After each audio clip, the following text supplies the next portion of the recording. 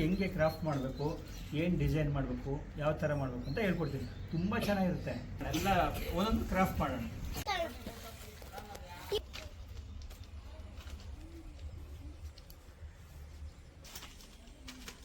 ತಪ್ಪುತ್ತಾ LPG ಸಂಕಷ್ಟ. 3 ದಿನಗಳಲ್ಲಿ ತೈಲ ಕಂಪನಿಗಳಲ್ಲಿ 20% ಸುಧಾರಣೆ.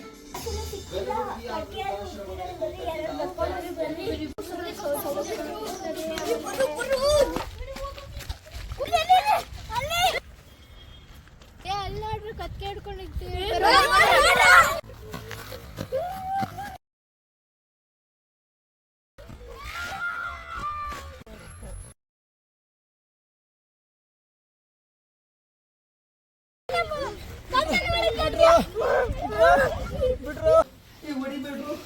ಹೊಡಿಬೇಡ್ರು.